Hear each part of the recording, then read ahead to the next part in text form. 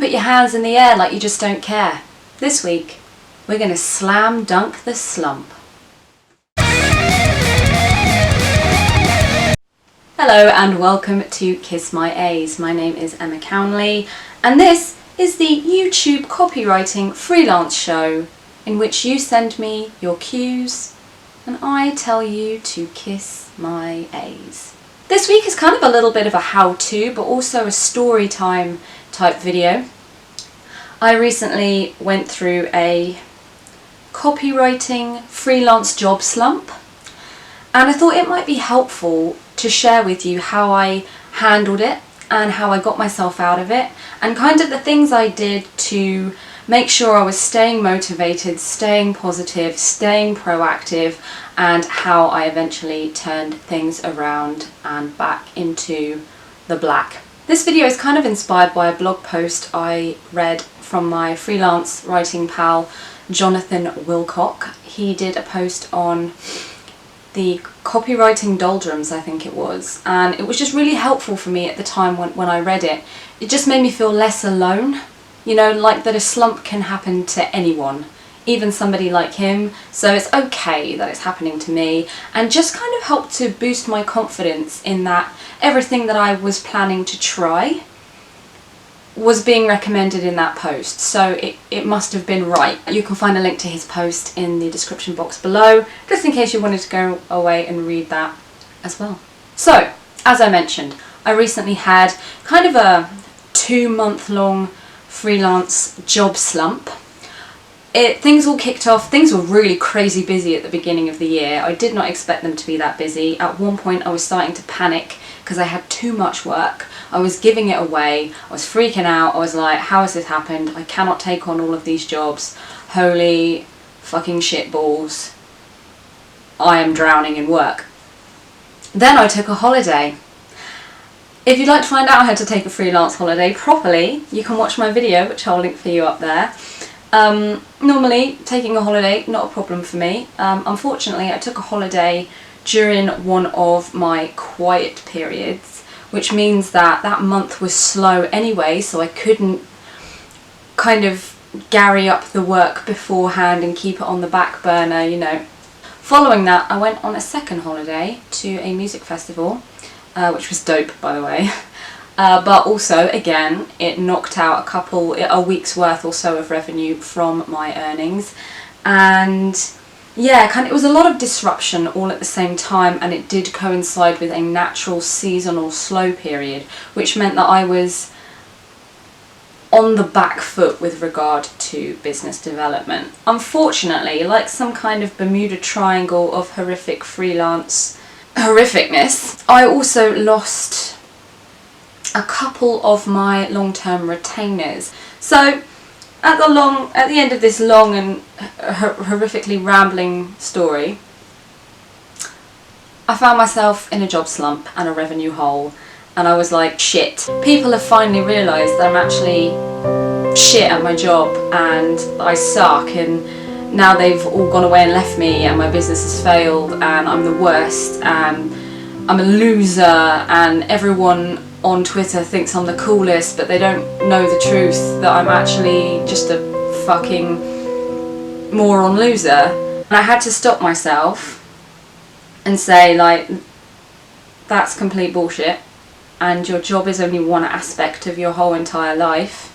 It doesn't define you or your worth, so shut the fuck up, bitch, and fucking do something about it. So here's what I did. First up, I took this quiet period to look at my business and reevaluate things as a whole. I asked myself, am I working with the kinds of clients that I would like to work with? Am I working on the projects I like? Am I happy with the things I'm working on? Am I earning enough? Would I be happier writing within a niche rather than being more generalist? What's the situation? How am I feeling? You know, check in with myself, check in with my business. And as it transpired, last year I made really, really good money. I had some killer months, but when I looked a little bit closer, I was working on jobs within those months that were not like crazy fun at all. They weren't really where I wanted to be going with my business. They weren't really things that were interesting to me. I took them because they were a great paycheck, and where that is fine sometimes, that's cool to do that.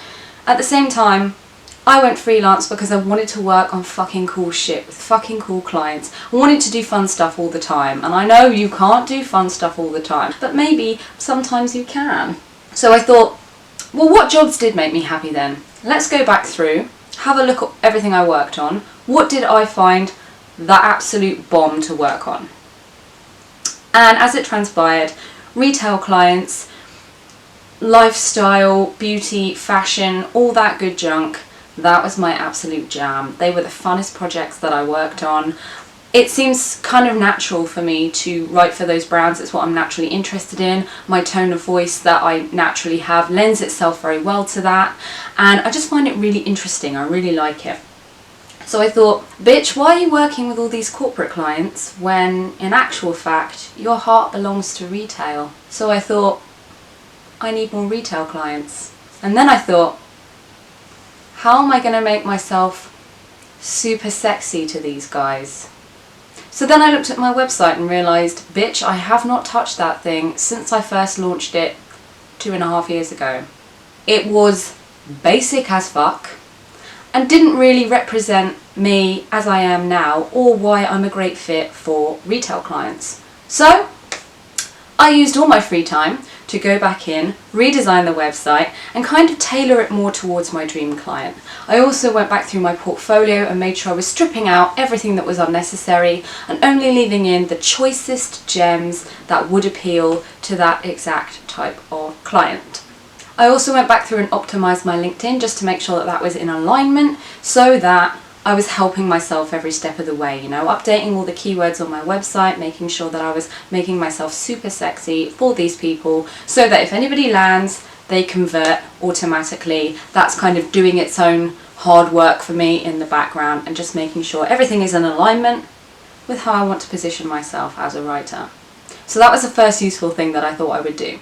Next up, I went back through my list of clients and looked at everyone that has dropped off that I really did enjoy working with, that was in alignment with the work I wanted to do. And there were a handful of people that I could proposition.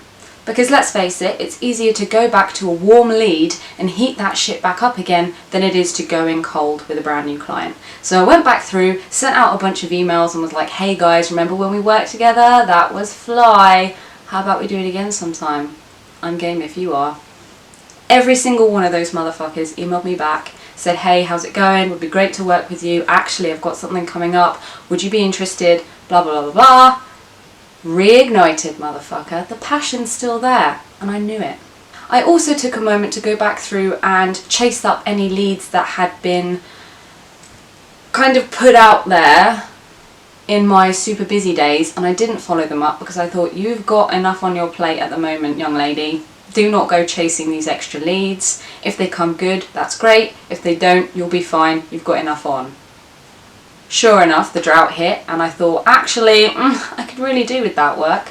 So I contacted those people and said, hey, remember when you mentioned this? I'm still really interested. So if you want to work on it, drop me an email and let's get started. And again, they got back in touch and some of those projects are now, I'm in the throes of them as we speak, and it's all good. So once I was done warming up, I went out, did a bunch of research, found loads of prospective clients that fitted with my niche and what I wanted to write about, and worked on the kinds of things I know I enjoy and I know I can do, and I cold pitched those people just to maximise my chances of getting some brand new work in that was in alignment with my career goals. You've got to keep yourself motivated during these slumpy times because it's all too easy to feel sorry for yourself, to feel shit, to feel not good, and then you don't want to work because you think, well, fuck it. No one wants to work with me anyway. But they do. They do, babe. They do. So I took myself off and worked on my own stuff. And not only did that help me keep busy and feel like I was proactively doing something positive for my business, it also helped me to stay creative and explore new creative avenues and just feed into my own creativity, basically. So I made a bunch of videos, wrote a bunch of blog posts, and just did my own little thing. Finally, as Jonathan Wilcox suggested, I did take that time to have a couple of extra days off here and there. You know, if I've done everything I feel I'm able to do in terms of business development, and I've worked on my own stuff, I shouldn't feel bad for taking that extra time off. You know? As long as you're doing what you feel you can, take a fucking day off, bitch. Took some time off to go horse riding, to visit family, and just to generally chill, you know? If I was done and I had the afternoon free, take that fucking shit off, because when the work comes back in and you are full pelt, you'll be happy for those days that you took. And that's very much the case now. Work is back on and more manic than ever, which is great because it means everything that I did, that I'm telling you to do in this video, did work. But I am crazy busy. So it's a good job I took those days off, because damn, bitch. And there we go. That's how I dealt with my freelance writing business job slump, and just a few ideas of what you can do if you find yourself looking a little bit sparse in terms of work. Don't freak out. You can fix it. I believe in you. If you've got any questions about anything I have talked about here today, you can leave me a comment in the comments box below. And you can find all of the resources I've mentioned, including my videos, Jonathan's blog post, and any extracurricular further reading in the description box, listed out all nice for you. And I guess that does us for this week. Please come and find me on Twitter at @EJCownley. Follow me, chat with me, be my mate online, my online friend. And visit me again here on YouTube. I'll be back in 2 weeks for more Kiss My A's. Until then, take care. Peace out.